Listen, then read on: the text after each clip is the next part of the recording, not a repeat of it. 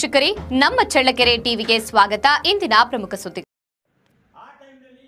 ಚಳ್ಳಕೆರೆ ತಾಲೂಕಿನಲ್ಲಿ ಬೆಳೆ ವಿಮೆ ವಿತರಣೆಯಲ್ಲಿ ಅವ್ಯವಸ್ಥೆ ನಡೆದಿದೆ ಎಂದು ಆರೋಪಿಸಿ ರೈತರು ಆಕ್ರೋಶ ವ್ಯಕ್ತಪಡಿಸಿದ್ದಾರೆ. ಬಳ್ಳಾರಿ ಜಾಲಿ ಗಿಡಗಳು ಮತ್ತು ಗಿಡಗಂಟೆಗಳು ಇರುವ ಜಮೀನಿಗೆ ಲಕ್ಷಾಂತರ ರೂಪಾಯಿ ಬೆಳೆ ವಿಮೆ ಮಂಜೂರಾಗಿದ್ದು, ನಿಜವಾಗಿ ಬೆಳೆ ಬೆಳೆದು ನಷ್ಟ ಅನುಭವಿಸಿದ ರೈತರಿಗೆ ಮಾತ್ರ ಪರಿಹಾರ ಸಿಗುತ್ತಿಲ್ಲ ಎಂದು ದೂರಿದ್ದಾರೆ. ಶೇಂಗಾ ಬೆಳೆದ ಅನೇಕ ರೈತರಿಗೆ ಇದುವರೆಗೆ ಬೆಳೆ ವಿಮೆ ಹಾಗೂ ಬೆಳೆ ಪರಿಹಾರ ದೊರೆತಿಲ್ಲ. ವಿಮೆ ಕಟ್ಟಿಸಿಕೊಳ್ಳುವಾಗ ರೈತರಿಗೆ ನಿಗದಿತ ಅವಧಿ ಮತ್ತು ನಿಯಮಗಳನ್ನು ವಿಧಿಸುವ ಸರ್ಕಾರ ಹಾಗೂ ವಿಮಾ ಕಂಪನಿಗಳು ಪರಿಹಾರ ನೀಡುವ ಸಂದರ್ಭದಲ್ಲಿ ಮಾತ್ರ ವಿಳಂಬ ಧೋರಣೆ ಅನುಸರಿಸುತ್ತಿವೆ ಎಂದು ರೈತರು ಆರೋಪಿಸಿದ್ದಾರೆ. ಚಳ್ಳಕೆರೆ ನಗರದ ಸಹಾಯಕ ಕೃಷಿ ನಿರ್ದೇಶಕರ ಕಚೇರಿಯ ಸಹಾಯಕ ಕೃಷಿ ಅಧಿಕಾರಿ ರಮೇಶ್ ಸಮ್ಮುಖದಲ್ಲಿ ರೈತರು ತಮ್ಮ ಅಸಮಾಧಾನ ಹೊರಹಾಕಿದ್ದಾರೆ. ಹಿರೇಹಳ್ಳಿ ಗ್ರಾಮದ ಹಲವಾರು ರೈತರ ಜಮೀನುಗಳಿಗೆ ಸಂಬಂಧಿಸಿದಂತೆ ಲಕ್ಷಾಂತರ ರೂಪಾಯಿ ವಿಮೆ ಹಣ ಮಂಜೂರಾಗಿದೆ ಎನ್ನಲಾಗುತ್ತಿದ್ದು, ಅಲ್ಲಿ ನೈಜ ಬೆಳೆ ಪರಿಸ್ಥಿತಿ ಪರಿಶೀಲನೆ ನಡೆದಿದೆಯೇ ಎಂಬ ಅನುಮಾನ ವ್ಯಕ್ತವಾಗಿದೆ. ಸೀಮೆ ಜಾಲಿ ಮತ್ತು ಗಿಡಗಂಟೆಗಳು ಇರುವ ಜಮೀನಿಗೂ ವಿಮೆ ಹಣ ಮಂಜೂರು ಮಾಡಿದ ಸಂಬಂಧಿತ ಸಿಬ್ಬಂದಿ ವಿರುದ್ಧ ಶಿಸ್ತು ಕ್ರಮ ಕೈಗೊಳ್ಳಬೇಕು ಎಂದು ರೈತ ಮುಖಂಡರು ಒತ್ತಾಯಿಸಿದ್ದಾರೆ. ಜೊತೆಗೆ ನಿಜವಾಗಿ ಬೆಳೆ ಬೆಳೆದು ನಷ್ಟ ಅನುಭವಿಸಿದ ರೈತರಿಗೆ ತಕ್ಷಣ ನ್ಯಾಯಯುತ ಪರಿಹಾರ ನೀಡಬೇಕು ಎಂದು ರೈತ ಮುಖಂಡ ನಿಜಲಿಂಗಪ್ಪ ಇತರ ರೈತರು ಆಗ್ರಹಿಸಿದ್ದಾರೆ.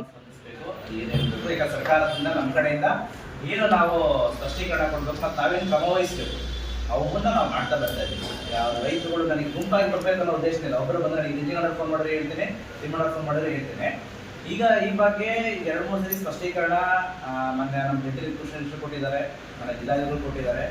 ಈಗ ನನಗೂ ಮೊನ್ನೆ ಬಂದಾಗ ಕೂಡ ನಾನು ಕೂಡ ಮಾತಾಡಿದ್ದೀನಿ. ವಿಷಯ ಗಮನಕ್ಕೆ ಬಂದಾಗ ನಾವು ಏನು ಕ್ರಮ ವಹಿಸಬೇಕು ಮಾತಾಡ್ತೀವಿ. ಈಗ ಇದರಲ್ಲಿ ಒಂದು ಜನರಲೈಸ್ಡ್ ವಿಷಯ, ಒಂದು ಸ್ಪೆಸಿಫಿಕ್ ಇಶ್ಯೂ. ಅಂದರೆ ಒಂದು ಜನರಲೈಸ್ ವಿಷಯ ಏನಂದರೆ ಶೇಂಗಾದು ಪರಿಹಾರ. ಶೇಂಗಾದೇನೋ 36,667 ಜನ, ನಮ್ಮಲ್ಲಿ ಸುಮಾರು 45,000 ಹೆಕ್ಟೇರ್ ಪ್ರದೇಶಕ್ಕೆ ಕಟ್ಟಿದ್ದಾರೆ. ಅಷ್ಟು 40 ಗ್ರಾಮ ಪಂಚಾಯತ್ ಕಟ್ಟಿದ್ದಾರೆ. ಆ ಪಂಚಾಯತಿ ವಾರು ನಾವು ಇಳುವರಿ ಆಧಾರಿತವಾಗಿ ಶಾರ್ಟ್ ಫಾಲ್, ಇಳುವರಿ ವ್ಯತ್ಯಾಸದ್ದು ಡೀಟೇಲ್ಸ್ ಬರಬೇಕು. ಇಲ್ಲಿಂದ ಈಗ ಅದು ಫೀಲ್ಡಿಂದಲೇ ಹೋಗಿರುತ್ತದೆ. ಈಗ ಫೀಲ್ಡಲ್ಲಿ ಬೆಳೆ ಕಟಾವು ಪ್ರಯೋಗಗಳನ್ನ ಮಾಡ್ತಾರೆ. ನಮ್ಮ ಇಲಾಖೆ, ಕಂದಾಯ ಇಲಾಖೆ, ತೋಟಗಾರಿಕೆ ಇಲಾಖೆ ಮತ್ತು ಪಂಚಾಯತ್ ರಾಜ್ PDO ಎಲ್ಲರೂ ಕೂಡ ಮೊಬೈಲ್ ಆ್ಯಪಲ್ಲೇ ಮಾಡ್ತಾರೆ. ಯಾರು ಕೂಡ ನಾವು ಮ್ಯಾನ್ಯಲಿ ಹೋಗಿ ನಮಗೆ ಇಳುವರಿ ಅಷ್ಟು ಅಂತ ಇರೋಲ್ಲ. ಅದು ಮೊಬೈಲ್ ಆ್ಯಪಲ್ಲೇ ನಾವು ಇದನ್ನು ಕೂಡ ನಮ್ಮೆಲ್ಲ ಮಾಧ್ಯಮ ಮಿತ್ರರು ಮತ್ತು ರೈತ ಸಂಘದವ್ರನ್ನ ಕರ್ಕೊಂಡು ತಗೊಂಡು ಇದನ್ನ ನಾವು ಅವರ ಇಲ್ಲಿಗೆ ಮಾಡಿ ತೋರಿಸಿದ್ದೀವಿ. ಇಲ್ಲಿ ನಮ್ಮ ಬಡವಳ್ಳಿ ಕವರಲ್ಲಿ, ಓಕೆನಾ. ಅದು ಆ ಥರ ಬೆಳೆ ಕಟಾವು ಆಗಿರುತ್ತೆ. ಆ ಬೆಳೆ ಕಟಾವು ಆಗಿದ್ದು ಡೇಟಾ ಮೊಬೈಲಲ್ಲೇ ಅಪ್ಡೇಟ್ ಆಗಿರುತ್ತೆ. ಅದು ಮತ್ತು ನಮ್ಮ ಸ್ಟಾಟಿಸ್ಟಿಕಲ್ ಡಿಪಾರ್ಟ್ಮೆಂಟ್ ಇದಕ್ಕೆ ನೋಡಲ್ ಡಿಪಾರ್ಟ್ಮೆಂಟ್ ಆಗಿರುತ್ತೆ. ಅವರು ಇಡೀ ಡಿಸ್ಟಿಕ್ದು ಡೇಟಾ ತಗೊಂಡು ಅವರೊಂದು ಟ್ರಯಲೈಸೇಷನ್ ಅಂತ ಮಾಡಿಕೊಂಡು ಅವ್ರದ್ದೊಂದು ಸಪ್ರೇಟ್ ಡೇಟಾ ಇರುತ್ತೆ. ಅಂದರೆ ಅದೇ ಕಾರ್ಡ್ನ ಏನು ನಾವು ಬೆಳೆ ಕಟಾವು ತಗೊಂಡಿರ್ತಾರೆ, ಆ ಕಾರ್ಡ್ನ ಅವರು ಒಣಗಿಸಿ ಅದನ್ನ ತೂಕ ಹಾಕಿ, ಹಸಿ ತೂಕ, ಒಣಗಿ ತೂಕ ಎರಡನ್ನೂ ಡೇಟಾನ ಜಿಲ್ಲಾ ಮಟ್ಟದ ಕ್ರೋಢೀಕರಣ ಮಾಡಿ ಅದನ್ನ ರಾಜ್ಯ ಮಟ್ಟಕ್ಕೆ ಕೊಡ್ತಾರೆ. ರಾಜ್ಯ ಮಟ್ಟದಲ್ಲಿ ನಮ್ಮ ಬೆಳೆ ವಿಮೆ ಘಟಕ, ನಮ್ಮ ಕೃಷಿ ಇಲಾಖೆ ಬೆಳೆ ವಿಮೆ ಘಟಕ ಎಲ್ಲ ಡಿಸ್ಟಿಕ್ಟನ್ನು ತಗೊಂಡು ಅವರು ಅಲ್ಲಿ ಆ ಡೇಟಾ ಅನಲೈಸ್ ಮಾಡಿಬಿಟ್ಟು ಕಳೆದ 7 ವರ್ಷದ ಇಳುವರಿ, ಅದರಲ್ಲಿ 7 ವರ್ಷದಲ್ಲಿ ಬೆಸ್ಟ್ 5 ಇಯರ್ಸ್ ಅಂದರೆ ಉತ್ತಮವಾಗಿ ಬಂದ 5 ವರ್ಷದ ಇಳುವರಿನ ತಗೊಂಡು ಈ ವರ್ಷ ಎಷ್ಟು ಇಳುವರಿ ಬಂದಿದೆ ನೋಡಿ ಅದನ್ನ ಅವರು ಲೆಕ್ಕಾಚಾರ ಮಾಡಿ ಇಳುವರಿ ವ್ಯತ್ಯಾಸ ಅಂತ ಮಾಡಿಬಿಟ್ಟು ಅದನ್ನ ವಿಮಾ ಕಂಪನಿಯವರಿಗೆ ಕಳಿಸ್ತಾರೆ. ಸೊ ಇದು ಎಲ್ಲ ಹಂಗಾಮಲ್ಲಿ ಆಗುತ್ತೆ. ಪೂರ್ವ ಮುಂಗಾರಲ್ಲಿ ಬೆಳೆಯೋ ಹಂಗಾಮು, ಮುಂಗಾರಲ್ಲಿ ಬೆಳೆಯೋ ಹಂಗಾಮು, ಹಿಂಗಾರು ಬೇಸಿಗೆ 4 ಹಂಗಾಮಲ್ಲಿ ಬೆಳೆ ವಿಮೆ ಇಲ್ಲೆಲ್ಲಿ ಘಟಕ ಕಳಿಸ್ಕೊಳ್ತಾರೆ. ಅಷ್ಟೊಂದನ್ನು ಕೂಡ ತಗೊಂಡು ನಮ್ಮ ರಾಜ್ಯ ಸರ್ಕಾರದ ಕೃಷಿ ಇಲಾಖೆಯಿಂದ ತಗೊಂಡು ವಿಮಾ ಕಂಪನಿ ಕೊಟ್ಟ ಅಲ್ಲಿಂದ ಕ್ಲೈಮ್ ಸೆಟಲ್ಮೆಂಟ್ ವಿಮಾ ಕಂಪನಿ ಮಾಡ್ತಾರೆ. ಕ್ಲೈಮ್ ಸೆಟಲ್ಮೆಂಟ್ ಇನಿಷಿಯೇಟ್ ಮಾಡಿದಾಗ ನಮಗೆ ಸಂರಕ್ಷಣೆ ಕೋರ್ಟದಲ್ಲಿ ಯಾವ ಪಂಚಾಯತಿಗೆ ಎಷ್ಟು ಇಳುವರಿ ವ್ಯತ್ಯಾಸ ಅಂತ ಗೊತ್ತಾಗುತ್ತೆ. ಇದೆಲ್ಲ ತಮಗೆ ಗೊತ್ತಿದೆ, ಆದ್ರೂ ನಾನು ಹೇಳಬೇಕಾಗಿ ಹೇಳ್ತೇನೆ. ನಮ್ಮ ರಾಜ್ಯ ಮಟ್ಟದಲ್ಲಿ ಆಲ್ರೆಡಿ ಕ್ಲೈಮ್ ಇನಿಷಿಯೇಟ್ ಆಗಿದೆ. ಅಂದರೆ ಯಾವ್ಯಾವುದು ಹೆಸರು, ಹುಟ್ಟು, ಅಳಸಂದೆಲ್ಲ ಪೂರ್ವ ಮುಂಗಾರಲ್ಲಿ ಏನು ಬೆಳೀತಾರೆ ಅವ್ರದ್ದು ಆಗಿದೆ. ಈ ಮುಂಗಾರು ಹಂಗಾಮು ಶೇಂಗಾ ಆಗಿರ್ಬೋದು, ರಾಗಿ ಆಗಿರ್ಬೋದು, ಜೋಳ, ಮುಸ್ಲಿಂ ಜೋಳ ಆಗಿರ್ಬೋದು, ಅಥವಾ ಈರುಳ್ಳಿ ಎಲ್ಲ ಬೆಳೆಗಳು ಮುಂಗಾರು ಹಂಗಾಮದ್ದು ಡೇಟಾ ಕನ್ಸಿಡರೇಟ್ ಆಗ್ತದೆ. ನಾನು ಕೂಡ ಮಾಹಿತಿ ನಮ್ಮ JD ಅವರು ಕೂಡ ಹೊಲ ಕೇಳಿದಾಗ JD ಅವರು ಕೂಡ ನಾನು ಕೇಳ್ಕೊಂಡಿದ್ದೀನಿ. ಹಾಗೆ ನಮ್ಮ ಕೇಂದ್ರ ಕಚೇರಿ ಕೂಡ ರೈತರು ಒತ್ತಡ ತಗೊಂಡು ಅವ್ರಿಗೂ ಫೋನ್ ಮಾಡಿದ್ರು. ಸೊ ಅಲ್ಲಿಂದ ನನಗೆ ಬಂದಂಥ ಓರಲ್ ಇನ್ಸ್ಟ್ರಕ್ಷನ್ ಇದೆ. ಸೊ ನಮ್ಮ ಕಡೆಯಿಂದ ಡೇಟಾ ಕರೆಕ್ಟ್ ಇನ್ನೂ ಎಲ್ಲ ಡಿಸ್ಟಿಕ್ ಇದೆ, ರಾಜ್ಯ ತಗೋಬೇಕು. ಯಾಕಂದ್ರೆ ಈಗ ಸ್ವಲ್ಪ ಪ್ರಶ್ನೆ ಒಂದಿರ್ತದೆ, ನಾನು ಕಟ್ಟಿದ್ದು ಡೆಡ್ಲೈನ್ ಇರುತ್ತೆ, ಕೊಡೋದು ಡೆಡ್ಲೈನ್ ಇರೋಣ, ಖಂಡಿತ ಒಪ್ಕೋತೀನಿ. ನೀವು ಕಟ್ಟಬೇಕಾದ್ರೆ ಇನ್ಶೂರೆನ್ಸ್ ಸಂಸ್ಥೆ ನಿಮ್ಮ ಬ್ಯಾಂಕ್ ಖಾತೆ ಅಷ್ಟೇ ಇರುತ್ತೆ. ನೀವು ಬ್ಯಾಂಕ್ ಕಟ್ಬಿಟ್ರೆ ಇಮಿಡಿಯೇಟ್ ಟ್ರಾನ್ಸ್ಫರ್ ಆಗ್ಬಿಡುತ್ತೆ ಅಮೌಂಟ್.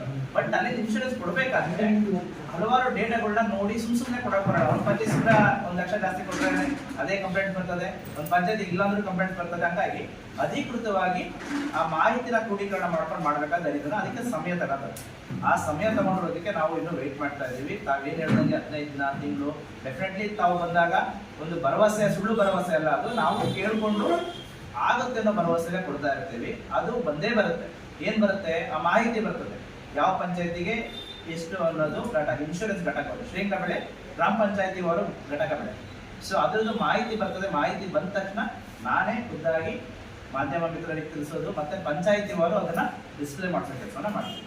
ಅದು ಬರೋವರೆಗೂ ನಮ್ಮಿಂದ ಬರುತ್ತೆ ಅನ್ನೋದು. ಯಾಕೆ ನಾವು ಪತ್ರನೂ ಬರ್ದಿದ್ದೀವಿ, ನಮ್ಮ ರೈತ ಮುಖಂಡರೆಲ್ಲ ಮೊನ್ನೆ ಉಪವಾಸ ಸತ್ಯಾಗ್ರಹ ಮಾಡಿದ್ದು ಕುಮಾರಣ್ಣ ಕೊಟ್ಟರು, ಅದನ್ನು ಕೂಡ ನಾವು ಕಳಿಸ್ಕೊಟ್ಟಿದ್ದೀವಿ. ನಮ್ಮ ಕಡೆಯಿಂದ ಪತ್ರ ವ್ಯವಹಾರ ಮಾಡೋದು ಅಥವಾ ಅವರಿಗೆ ಇಮಿಡಿಯೇಟ್ ತಾವೀಗ ಹೇಳಿದಿನ ಇಮಿಡಿಯೇಟ್ ಅರ್ಧ ಗಂಟೆ ಒಳಗೆ ಬೇಕಾದ್ರೆ ಕೇಳಿ ನಾವು ನಮ್ಗೆ ಏನು ಮಾಹಿತಿ ಕೊಡಬೇಕು ಹೆಡ್ ಆಫೀಸ್ಗಾಗಲಿ ಜಾಯಿಂಟ್ ನಮ್ಮ ಹಿರಿಯ ಅಧಿಕಾರಿಗಳಿಗೆ ಕೊಟ್ಬಿಟ್ಟು ಈಗ ರೈತ ಸಂಘ ಬಂದಿದ್ರು, ಈ ತರ ಕೇಳಿ ಒತ್ತಡ ಇದೆ, ಅವರಿಗೆ ಕೊಡಬೇಕು ನಾವು ಅನ್ನೋದು ನಮಗೂ ಕೂಡ ಅಷ್ಟೇ ಒಂದು ರೈತ ಪರವಾಗಿ ಕಾಳಜಿ ಇದೆ. ಆ ಕಾಳಜಿಯಿಂದ ನಾವು ಮಾಡ್ತಾ ಇದ್ವಿ. ಆದ್ರೆ ಈ ಒಂದು ಡೇಟಾ ಕ್ರೋಢೀಕರಣ ಆಗಿ ಬರಬೇಕು. ಸೊ ಹಾಗಾಗಿ ಇದಕ್ಕೆ ಸಮಯ ಹಿಡಿತದೆ. ಅದು ಬಂದ ನಂತರನೇ ನಾವು ಅಧಿಕೃತವಾಗಿ ನಮಗೆ ತಿಳಿಸ್ಬೋದೇ ವಿನಃ ಅದು ಬರೋವರೆಗೂ ನಾವು ಇಷ್ಟೇ ಬಂತು ಇಷ್ಟೇ ಬರುತ್ತೆ ಹೀಗೆ ಆಗುತ್ತೆ ಅಂತ ಹೇಳೋದು. ಅದು ಗಾಢ ನಿದ್ರೆಯಲ್ಲಿ ಇದ್ದೀರಲ್ಲ, ನಾವು ಯಾಕೆ ಬರ್ಬೇಕಿಲ್ಲಿ? ನಿಮ್ಮ ಜೆ ಡಿ ಕರೆಸ್ರಿ, ಇಲ್ಲ ಫೋನ್ ಮಾಡಿ, ಅವ್ರು ಬರ್ಬೇಕಿಲ್ಲಿ. ಇದು ತಮಾಷೆ ಮಾತಲ್ಲ. ಊರ ಕೊಂಡೆಗಳು ಮುಚ್ಚಿಕೊಳ್ತಾರೆ, ಒಡೆದಾಡುವಂತ ಜನ ರೈತರಲ್ಲಿ ಹುಡುಗಾಟಿಗೆ ಮಾತಲ್ಲಿದು. ಇದು ಉತ್ತರ ಇದೆ ಅಂದ್ರೆ ನೀವು ಟೋಟಲ್ ಆಗಿ ಹೇಳ್ತೀವಿ. ನಮಗೂ ಗೊತ್ತಾ, ನಿಮಗಿನ್ನ ಚೆನ್ನಾಗಿ ಹೇಳುತ್ತಾ. ಸರ್ಕಾರದ ದಿನದಲ್ಲಿ ಏನಿದೆ, ಕೃಷಿ ಇಲಾಖೆ ದಿನದಲ್ಲಿ ಏನಿದೆ, ನೀವೇನು ಮಾಹಿತಿ ಕೊಡಬೇಕು, ಅವರಿಂದ ಏನು ಮಾಹಿತಿ ತಗೋಬೇಕು, ವಿಮಾ ಕಂಪನಿಯಿಂದ ಮಾಹಿತಿ ಏನು, ಅವ್ರ ಮಾಹಿತಿ ಏನು, ನಾನೆಲ್ಲ ಹೇಳ್ತೀನಿ. ನಿಮಗೆ ಗೊತ್ತಿದೆ. ನಮ್ಮ ಗ್ರಾಮ ಪಂಚಾಯತಿಯಲ್ಲಿ ಆಗಿರ್ತಕ್ಕಂಥದ್ದು ಇದ್ರ ಬಗ್ಗೆ 20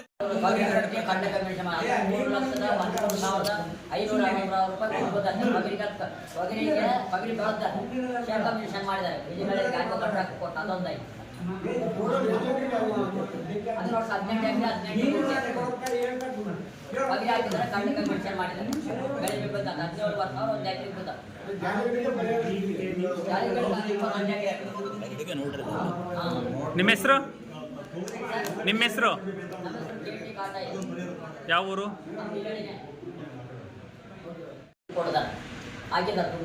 ಬೆಳೆನೇ ಇಲ್ಲ. ಯಾವ ಸರ್ವೆ ನಂಬರು? ಎಲ್ಲ ಹೇಳ್ತೀವಿ ಸರ್, ನಾವು ಮಾಹಿತಿ ಕೊಡ್ತೀವಿ. ಸರ್ವ ನಂಬರ್ ಜಾಲಿ 21 ಎಕರೆ. ಯಾವ ಗ್ರಾಮ ಪಂಚಾಯತಿ? ಗ್ರಾಮ ಪಂಚಾಯತಿ 51 ಸರ್ವ ನಂಬರ್. ಪಿ ಸೂರಯ್ಯ, ತಿಪ್ಪೇಸ್ವಾಮಿ, ರಾಜಣ್ಣ ಅವ್ರ ಮೂವರು ನೋಡ್ರಿ ಜಂಟಿಗಳು. ಜಂಟಿಗಿದೆ. ಅದಕ್ಕೆ ಜಾಲಿಗಿಡ 21 ಎಕರೆ ಅಳುಕು ಕ್ಯಾರಿಗೆ ಹೋಗ್ತೀವಿ. ಅದ್ರ ಮೇಲೆ ಜಾಲಿ ಗಿಡ ಅದು ಸೇಮ್ ಅಂತ ಮೆನ್ಷನ್ ಮಾಡಿದ್ದಾರೆ ಪಾಣೆ. ಎಷ್ಟು ಕೊಟ್ಟಿದ್ದಾರೆ ಬೆಳೆ ವಿಮೆ? ಎಷ್ಟು ಕೊಟ್ಟಿದ್ದಾರೆ ಅದಕ್ಕೆ? ಎಷ್ಟು? ಅದಕ್ಕೆ 2,54,390 ರೂಪಾಯಿ. ಎಷ್ಟು ಎಕರೆಗೆ? 21 ಎಕರೆ. ಜಾಲಿ ಗಿಡ ಶೇಂಗಾ ಅಂತ ನೀವು ಅಲ್ಲಿ ಬಂದಾಗ ಯಾರಾದ್ರೂ ಬಂದು ಹೇಳ್ತಾರೆ. ಈಗ ಇಲ್ಲಿವರೆಗೆ ಬಂದು ಇಲಾಖೆರು ಏನು ನಮ್ಮ ರೈತ ಬಂಧುಗಳು ಎಕ್ಸ್ಪ್ರೆಸ್ ಮಾಡಿದರೆ ಇದ್ರ ಬಗ್ಗೆ ನಮ್ಮ ಮಾಹಿತಿ ದಾಖಲೆಗಳು ಕೊಟ್ಟಿದ್ದಾರೆ. ಇದರ ಸ್ಥಳ ತನಿಖೆ ಮಾಡಬೇಕು. ಇದಕ್ಕೆ ಸಂಬಂಧಪಟ್ಟಾಗ ನಾವು ಇನ್ನೂ ಕೂಲಂಕಷ ಮಾಹಿತಿಗಳನ್ನ ಇನ್ಶೂರೆನ್ಸ್ ಸಂಸ್ಥೆಯವರಿಗೆ, ಇಲಾಖೆ ಅಧಿಕಾರಿಗಳ ಬಿಟ್ಟು ಅವರು ಹೇಗೆ ನೇರವಾಗಿ ಹೋಗಿ ಅಲ್ಲಿ ಸ್ಥಳ ಪರಿಶೀಲನೆ ಮಾಡಿ ಪರಿಹಾರ ಕೊಟ್ಟರು. ಆ ಥರ ಅವಕಾಶ ಇದೆಯಾ ಅವ್ರಿಗೆ ಕೊಡೋದಕ್ಕೆ. ಯಾರ್ಯಾರಿಗೆ ಕೊಟ್ಟಿದ್ದಾರೆ ಡೀಟೇಲ್ಸ್ ಅವರು ತಗೋತಾ ಇದ್ದೀವಿ. ತಗೊಂಡು ಸ್ಥಳ ಪರಿಶೀಲನೆ ಮಾಡಿ ತನಿಖೆ ಮಾಡ್ತೀವಿ. ತನಿಖೆ ಮಾಡಿ ವರದಿನ ನಮ್ಮ ಇಲಾಖೆ ಮುಖ್ಯಸ್ಥರು ಸಲ್ಲಿಸ್ತೀವಿ. ಈ ಸಂಬಂಧವಾಗಿ ಹಿರಳ್ಳಿ ಪಂಚಾಯತಿದು ಯಾರ್ಯಾರಿಗೆ ಲೋಕೋಪಯೋಗಿ ನೋಟಿಸ್ ಬಂದಿದೆ, ಅವ್ರು ನಿಜವಾಗ್ಲೂ ಅರ್ಹ ಬೆಳೆ ಬೆಳೆದಿದ್ರ ಅಥವಾ ಬೆಳೆದಲೇ ಇನ್ಶೂರೆನ್ಸ್ ಕಂಪ್ನಿ ಅದನ್ನ ಹಾಕಿದ್ರ? ಯಾಕಂದ್ರೆ ಇಲಾಖೆ ಪಾತ್ರ ಇಲ್ಲ. ಇಲಾಖೆ ಅಧಿಕಾರಿ ಯಾರು ಕೂಡ ಹೋಗಿ ಸಮೀಕ್ಷೆ ಭಾಗವಹಿಸಿಲ್ಲ. ನೇರವಾಗಿ ಸಂಸ್ಥೆಯ ರೈತರಿಗೆ ಅವ್ರು DBT ಮುಖಾಂತರ ಹಣ ಪಾವತಿನ ಇಲ್ಲಿ ಅದು ಲೋಪ ಆಗಿದೆಯೋ ಆಗಿಲ್ವೋ ಅನ್ನೋದ್ರ ಬಗ್ಗೆ ನಾವು ತನಿಖೆಯನ್ನ ಮಾಡಿ ವರದಿನ ಕೊಟ್ಟ ನಂತರ ಇದ್ರ ಬಗ್ಗೆ ಚರ್ಚೆ ಮಾಡ್ತೀವಿ. ವರದಿನ ಕೊಡ್ತೀವಿ, ಶೀಘ್ರ ವರದಿ ಕೊಡ್ತೀವಿ. ತಲುಪಿದೆ, ಅದನ್ನ ಮಾಹಿತಿ ಶೇರ್ ಮಾಡಿದ್ದಾರೆ. ಅದ್ರ ಸಂಬಂಧಪಟ್ಟಾಗ ತಾವೇನು ಮನೆ ಜಿಲ್ಲಾಧಿಕಾರಿ ಕೊಟ್ಟಿರೋದು, ಮನೆ ಜಡ್ಡಿ ಕಚೇರಿ ಕೊಟ್ಟು ಮತ್ತೆ ನನ್ನ ಕಚೇರಿಗೂ ಕೂಡ ಮನೆ ಬಂದ್ಬಿಟ್ಟು ರೈತರ ಪರನ ಕೊಟ್ಟಿದ್ದೀರಾ. ಅವು ಈಗ ಅದು ಲೋಕಲೈಸ್ಡ್ ಕೆಲಾಮಿಟಿ, ಪ್ರಕೃತಿ ವಿಕೋಪದಿಂದ ರೈತನಿಗೆ ಆದಂತ ರೈತ, ಅವನು ನೊಂದಂತ ರೈತ ಸಂಸ್ಥೆಯವರಿಗೆ ಹೇಳ್ಕೊಂಡು ಅದನ್ನ ಕ್ಲೈಮ್ ಮಾಡ್ಕೊಂಡಿದ್ದಾರೆ. ಇಲ್ಲಿ ನಮ್ಮ ಇಲಾಖೆಯವರಾಗಲಿ ತೋಟಗಾರಿಕೆ ಇಲಾಖೆಯವರಾಗಲಿ ಯಾರು ಕೂಡ ಹೋಗಿ ಜಂಟಿ ಸಮೀಕ್ಷೆ ವರದಿನ ಕೊಟ್ಟು ನಾವು ಕೊಟ್ಟಿಲ್ಲ. ಇದು ಫಸ್ಟ್ ಥಿಂಗ್. ಇದು ಹೊರತುಪಡಿಸಿ ತಾವೇನೀಗ ಕಂಪ್ಲೇಂಟ್ ರೈಸ್ ಮಾಡಿದ್ರಿ, ಅದಕ್ಕೆ ನಾವು ಈಗ ನಾನು ಡೇಟಾವನ್ನು ತಗೋತಾ ಇದ್ದೀನಿ. ಈಗ ನನಗೆ ಮೊನ್ನೆ ನೀವು 18 ಜನಕ್ಕೆ ಕೊಟ್ಟಿದ್ದೀರಾ, ಇನ್ನು ಉಳಿದಿದ್ದು JD ಆಫೀಸಿಗೆ ಕೊಟ್ಟಿದ್ದೀರಾ ಅಂತ ಭಾವಿಸ್ತೀನಿ. ಅದು ಬರ್ತಾ ಇದೆ. ನಾನು ಇನ್ಶೂರೆನ್ಸ್ ಮೇಲ್ ಹಾಕಿದ್ದೀನಿ. ಈ ನಮ್ಮ ಹಿರೇಹಳ್ಳಿ ಪಂಚಾಯತಿಗೆ ಎಷ್ಟು ಜನಕ್ಕೆ JD ಆಫೀಸಿಗೆ ಕೊಟ್ಟು ಬಂದ್ರೆ ನಿಮಗೆ ಬಂದಿಲ್ಲ 35ರದು. ಅದೇ ಬಂದಿದೆ ಮತ್ತೆ ಬಂದಿಲ್ಲ, ಬರೀ 15 ಜನ ತಂದಿದೆ ಕಂಪನಿಯವರಿಗೆ ನಾವು ಮೇಲ್ ಹಾಕಿದ್ದೀವಿ. ಇನ್ನ ಎಷ್ಟು ಜನಕ್ಕೆ ನೀವು ಲೋಕಸಭೆ ಕಲಮಂಡಿಸದಲ್ಲಿ ನೀವು ಕೊಟ್ಟಿದ್ದೀರಾ, ಅಂದ್ರೆ ಸ್ಥಳೀಯ ಕೊಟ್ಟಿದ್ದೀರಾ ಅಂತ ಈ ಸ್ಥಳೀಯ ವಿಕೋಪ ಏನಾಗ್ತದೆ, ಆ ಸಂಬಂಧಪಟ್ಟ ರೈತ ಅವನಿಗೆ ಸ್ಥಳೀಯ ವಿಕೋಪ ಅಂತಂದ್ರೆ ಅಲ್ಲಿ ಆಲಿಕಲ್ಲು ಮಳೆ ಆಗಿರ್ಬೋದು, ಜೋರು ಒಂದೇ ಕಡೆ ಮಳೆಯಲ್ಲಿ ಕುಚ್ಕೊಂಡು ಹೋಗಿರ್ಬೋದು, ಅಥವಾ ಸಿಡ್ಲು ಬಡ್ದಿರ್ಬೋದು. ಈ ತರ ಎಲ್ಲ ಅವನ ಜಮೀನಿಗೆ, ಇದು ಪಂಚಾಯತಿಗೆ ಸೀಮಿತ ಆಗಲ್ಲ, ಆ ರೈತನ ಜಮೀನಿಗೆ ಮಾತ್ರ ಸೀಮಿತ ಆಗುತ್ತೆ. ಆ ರೈತ ಬಾಧೆಗೊಳಗಾದಂತ ರೈತ ಇನ್ಸೂರೆನ್ಸ್ ಸಂಸ್ಥೆ ಟೋಲ್ ಫ್ರೀ ನಂಬರ್ಗೆ ಕರೆ ಮಾಡಿಬಿಟ್ಟು ವಿತಿನ್ 72 ಗಂಟೆ ಒಳಗಡೆ, ಆ ಒಂದು ಇನ್ಸಿಡೆಂಟ್ ಆಗಿ 72 ಗಂಟೆ ಒಳಗೆ ಸಂಸ್ಥೆಯವರಿಗೆ ಫೋನ್ ಮಾಡಿ ಅವರು ಬಂದು ವರದಿನ ಮಾಡ್ಕೊಂಡು ಹೋಗಿ ಮಾಡುವಂಥದ್ದು ಅವಕಾಶ ಇದೆ. ವಿಭಾಗಗಳನ್ನು ಕೊಟ್ಟರೆ ಹೋಗಿ ಅದು ಜಂಟಿ ಸಮೀಕ್ಷೆ ಹಾಗೆ ಮಾಡಬೇಕು. ಇನ್ಶೂರೆನ್ಸ್ ಕಂಪನಿಯವರು ತಪ್ಪು ಮಾಡಿದ್ರೆ ಅಂತ ಅನ್ನಿಸ್ತದೆ. ಅದನ್ನ ನಾವು ಇದನ್ನ ಕುಲಂಕುಷವಾಗಿ ನಾವು ಆನ್ಲೈನ್ ಡೇಟಾಗಳನ್ನು ತಗೋತಾ ಇದ್ದೀವಿ. ಅಂದ್ರೆ ಈಗ ಸಪೋಸ್ ಈಗ ಒಂದು ಉದಾಹರಣೆ ಹೇಳಿ, ತಿಪ್ಪೇಸ್ವಾಮಿ ರೈತ ಈಗ ನಮ್ಮ ಟೊಮೆಟೊ ಬೆಳೆ ಕಟ್ಟಿದ್ದಾರೆ, ಅವನಿಗೆ ದುಡ್ಡು ಬಂದಿದೆ. ಈಗ ದೊಡ್ಡಯ್ಯ ಅನ್ನೋನು ಗ್ರೌಂಡ್ ನಟ್ಟಿ ಕಟ್ಟಿದ್ದಾನೆ, ಅವನಿಗೆ ಅವೆಲ್ಲ ಡೇಟಾನು ತಗೋತಾ ಇದ್ದೀವಿ.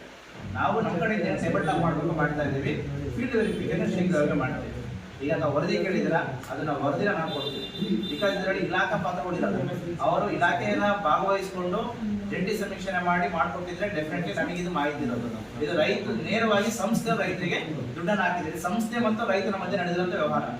ಸೊ ಇದು ತಪ್ಪು ಸರಿ ಅನ್ನೋದು ನಾವು ಸ್ಥಳ ಪರಿಶೀಲನೆ ಮಾಡಿದ್ರೆ ಗೊತ್ತಾಗುತ್ತೆ. ಸ್ಥಳ ಪರಿಶೀಲನೆ ಮಾಡಿ ವರದಿ ಕೊಡ್ತೀವಿ. ಇದನ್ನ ನೀವು ಬಗೆಹರಿಸ್ಕೊಳಕ್ಕೆ ನೀವು ಇಲಾಖಾ ಅಧಿಕಾರಿಗಳನ್ನು ಸೈನ್ ಹಾಕಿ ಇಲಾಖಾ ಅಧಿಕಾರಿಗಳು ಭಾಗವಹಿಸಿದ ಇಲಾಖೆ ವ್ಯಾಪ್ತಿಯೊಳಗೆ ಬರೋದು. ಈಗ ಇದು ಸಂಸ್ಥೆ ಮತ್ತು ರೈತ